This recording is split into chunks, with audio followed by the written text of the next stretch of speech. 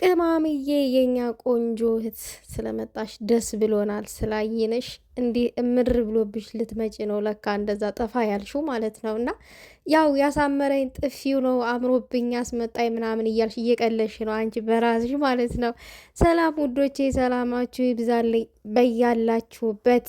ዛሬማ ደስ እንደሚላችሁ እርግጠኛ ነኝ። ንግስቷ ብቅ ብላለች ከጠፋችበት አንድ ቀንም አንድ ደቂቃም ተጠፋች። ያው ታውቃላችሁ ይጨንቀናል። ምን ሆና ይሆን ምናምን ነገር እናስባለን።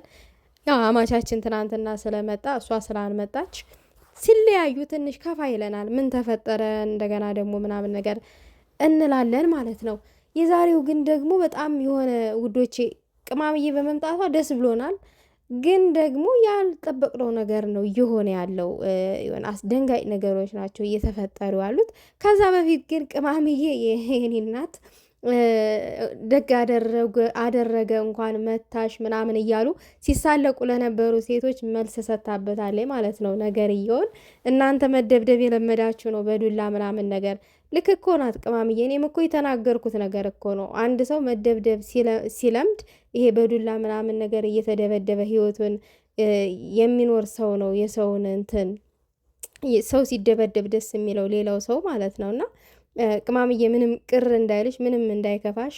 እነሱ ልክ እንደ ራሳቸው ነው ሌላውን ሰው የሚያስቡት የሚረዱት፣ በቃ እንደ ራሳቸው አድርገው ስለሚረዱት ነው። እና አንቺም ያው ብድርሽን የከፈልሽ ያው እርስ በራስ ባልና ሚስት ነው እዛ ጋር የተማታችሁት ማለት ነው። ግን ደግሞ ማለት ነው ዛሬም ይሄን ሰው ቤት ድረስ ይዘሽው ሄሽ ቅማምዬ፣ አንቺ የምታወጩን ወይንም የምትፈልገውን ነገር ለመውሰድ እዛ ቤት ከዛ ቤት ሄዶ ይሄን ሰው ይዞ መሄድ አይጠበቅብሽም ቅማምዬ ማለት ነው። የዛሬው ደግሞ ትንሽ የሚያስደነግጠው ነገር ምንድን ነው ውዶቼ? ፓስፖርት ሁላ ነው ያወጣችሁ። ይሄ ነገር ያስደነግጣል። አሁን ይህ ልትሄድ አስባ ነው ምናምን ነገር ከሀገር ልትወጣ ነው ወይ? ብቻ ብዙ ጥያቄ ይፈጥርብናል እንግዲህ እዚህ ጋ ማለት ነው። እኔ ብዙ ጥያቄ ነው የፈጠረብኝ። አሁን ላይ ሀይሚ እንደኔ ማለት ነው ተረጋግታ ተብሩኬ ጋር ቁጭ ብላ ብታወራ ችግሩን ብትፈታ ጥሩ ነው። አሁን የብሩኬና የሀይሚ ህይወት ሊረጋጋ ያልቻለው ምንድን ነው? ሶስተኛ ሰው አሽቃባጭ ስለገባ ነው። የምሬን ነው ምላችሁ።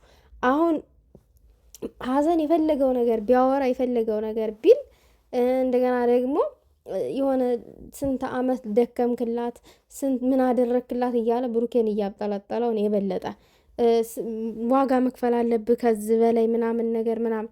እንዲ አንተ ነህ እንዲ እስከ ዛሬ ዋጋ ስትከፍልላቸው የነበረው ለሀይሚና ለብሩኬ ህይወት አንተ ነህ እንዲ?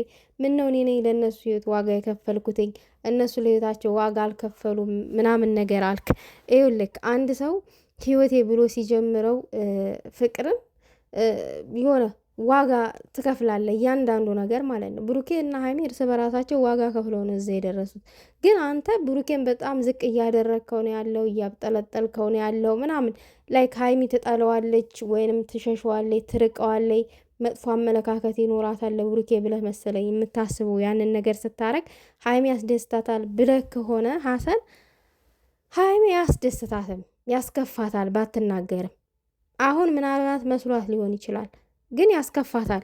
ሌላው ነገር ደግሞ ሀይሚያ አሁን ላይ ለውሳኔ ከምትቸኩይ ወይንም ከምትወስኒ ትንሽ ብትረጋጊ አሪፍ ነው። እውነት በጣም ቸኩለሻል ለውሳኔ። እዚ ጋር ፓስፖርት መውሰዱ ሌላ ፕሮሰስ ምናምን፣ እርግጠኛ ነኝ ይሄ በራስሽ ተነሳሽነት አይደለም ፕሮሰስ የምትጀምሪው። ይሄ ሰው በዚህ ሰው ተገፋፊነት ነው። ምክንያቱም ኦቨር እኔ ለእናንተ ህይወት ልኑርላችሁ፣ እኔ ነኝ የእናንተን ህይወት ልወስንላችሁ እያለ ያለው አሁን ላይ ሀሰንና ሀሰን ብቻ ነው።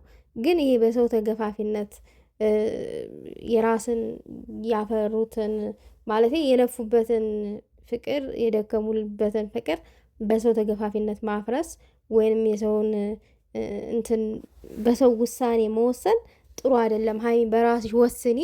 ብሩኬ የማይፈልገውን ሰው ጋር ብሩኬ ከማይፈልገው ሰው ጋር አትገኝ። በቃ ያ ሰው ስለማይጠቅምሽ ነው፣ ጥሩ ነገር ስለማይመኝ ነው ለእናንተ ማለት ነው። ጥሩ ነገር አይደለም ሀሰን እያሰበ ያለው ለሁለታችሁ። እኔ ሀሰን አሁን እዚህ ጋር ሀይሚዬ ጠንካራ ናት፣ ቆንጆ ናት ብሎ ባይሞጋግሳት እኛም እናሞጋግሳታለን፣ ሁሌም እንነግራታለን ጥንካሬዋን፣ ቁንጅናዋን ማለት ነው። ግን ደግሞ ብሩኬን ዝቅ እያደረገ አይደለም የሀይሚን ጀግንነት ሊነግራት የሚችለው ወይንም የሀይሚን ጥንካሬ ሊነግር የሚችለው ለሀይሚ ብሩኬን ዝቅ አድርጎ አይደለም። ብሩኬ ለሀይሚ መስዋዕት አልከፈልክም እያለ እያብጠለጠለ አይደለም። እናቃለን፣ እኛ የምናቅ ሲጀመር ሶስተኛ ሰው በመሀል ገብቶ ስለ ልጅም መውለድም ስለ ዋጋ መክፈልም የመፈትፈት መብቱም ድርሻውም የለውም። አሰር ሁል ጊዜ የሚያደርገው ነገር ሁለቱን የሆነ የሚያራርቅ ንግግር ነው የሚናገረው፣ ሁል ጊዜ እንደምመለከተውና እንደማየው ከሆነ ማለት ነው። እና ካረጅ በኋላ ነው የምትወልደው ምናምን በቃ ሌለ ስለ 2 ዓመት 3 ዓመት ምናምን ዋጋ ብትገፍልላትስ ምናምን ይችን ትንሽ ጊዜ ዋጋ ከፈልክና ምናምን ነገር በጣም ይሄ የሚያራርቅ ንግግር ነው ካሰባችሁትና ከተረዳችሁት ቤተሰብ ማለት ነው። እና ቡርኬና ሀይሚ በዛት ሊያቀራርባቸው የሚችለው ምንድን ነው? አንቺም ተው አንተም ተው ምናምን ተብሎ እዛ ጋ እኔ ለአንተ አላስብልህም እኔ ለእሷ ነው ማስብላት ምናምን ነገር።